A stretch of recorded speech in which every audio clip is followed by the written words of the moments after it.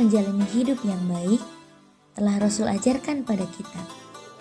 Dari mulai kita bangun sampai tidur kembali. Hidup kita dilingkup oleh kebaikan jika kita sesuai dengan yang Rasul ajarkan. Dari mulai hal kecil seperti halnya bersiwak. Sabda Rasulullah SAW, bersiwaklah kalian, karena dengan siwak dapat mensucikan mulut, juga diridhoi oleh Allah Subhanahu wa Ta'ala. Hadis riwayat Ibnu Majah.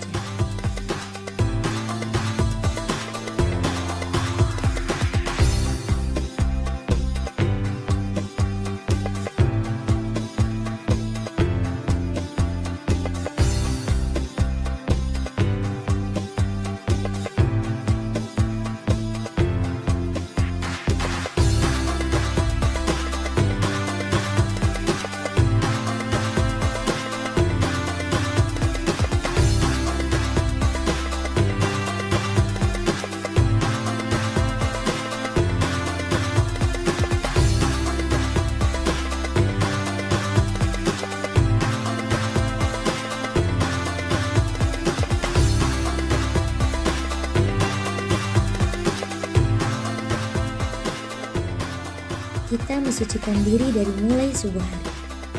Terlebih, kita bangun untuk melaksanakan sholat sunat tahajud. Hadis riwayat Imam Muslim, Rasulullah SAW pernah mengatakan, saum yang paling baik setelah saum Ramadan adalah saum di bulan Muharram, dan sholat yang paling baik setelah sholat wajib adalah sholat sunat tahajud.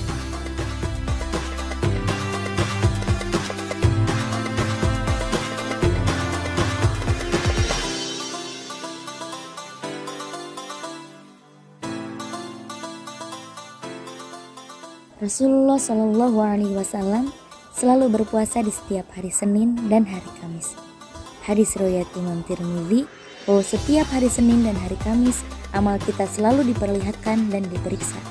Rasulullah mengatakan, aku ingin saat amalku diperlihatkan dan diperiksa, aku sedang berada dalam keadaan berpuasa. Kita bangun dan sahur di akhir sepertiga malam.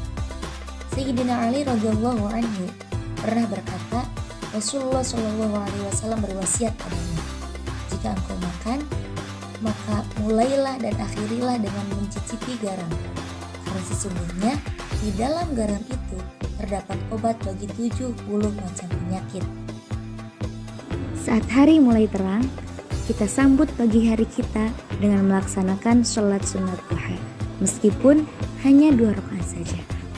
Rasulullah SAW mengatakan, hendaknya masing-masingmu setiap pagi bersedekah untuk setiap ruas tulang badanmu. Maka setiap kali bacaan tasbih adalah sedekah, bacaan tahmid adalah sedekah, setiap tahlil adalah sedekah, melarang keburukan adalah sedekah, menyuruh pada kebaikan adalah sedekah. Dan sebagian dari semua itu cukup dengan 2 rakaat sholat sunat duha. Hadis riwayat Abu Dzar. Juga, kita tidak diajarkan untuk banyak berbicara ketika ucapan tersebut tidak mengandung faidah. Rasulullah SAW pernah mengatakan, Allah mencintai 4 ucapan. Cukup dengan ucapan Subhanallah, Alhamdulillah, La ilaha illallah, dan Allahu Akbar. Hadis riwayat Muslim. Bahkan dalam bersolek pun, Rasul berkata pada Ibnu Abbas, bercelaklah dengan menggunakan ismid, karena manfaatnya untuk memperkuat pandangan, juga menumbuhkan bulu mata. Dalam bertingkah pun, kita tidak sembarangan. Kita ikuti jejak Rasul.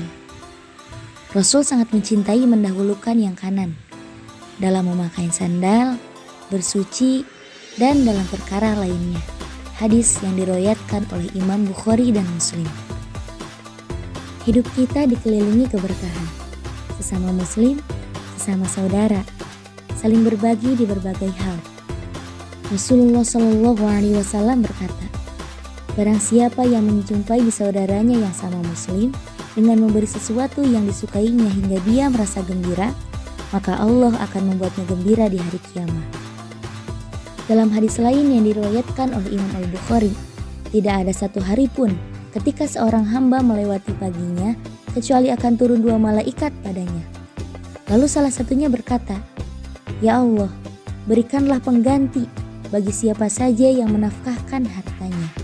Dan yang satu lagi berkata, "Ya Allah, berikanlah kehancuran kepada orang yang menahan hartanya."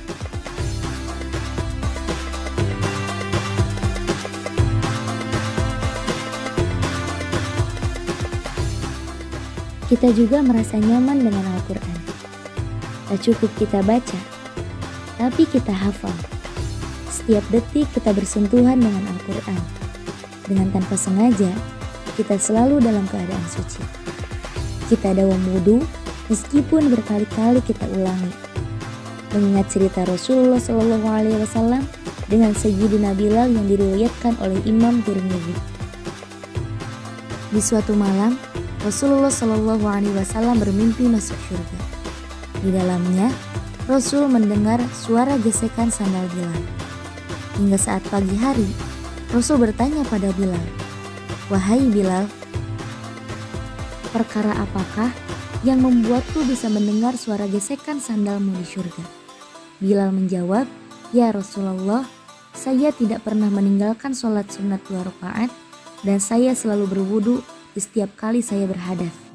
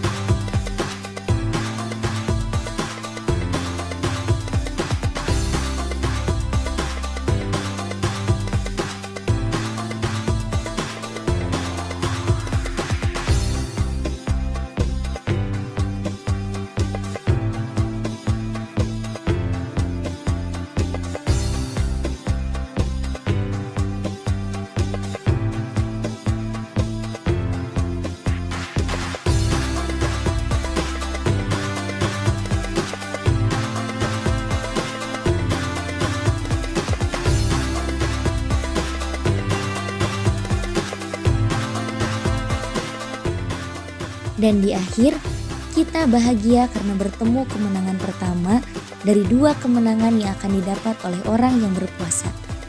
Kita berbuka dengan memakan kurma, karena Rasulullah pun selalu berbuka dengan beberapa kurma matang dan kurma basah sebelum melangsungkan sholat. Hadis riwayat Imam Ahmad dan Imam Abu Dawud.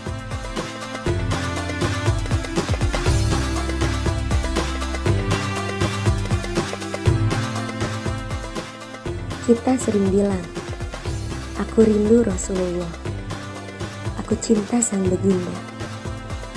Tapi entah apa yang kita wujudkan dari ucapan tersebut. Hanya sekedar berucap, tak ada bukti. Kita harus perlihatkan arti cinta kita yang sebenarnya, makna rindu yang sesungguhnya, dengan cara menghidupkan sunnah-sunnahnya, juga banyak bersolawat kepadanya.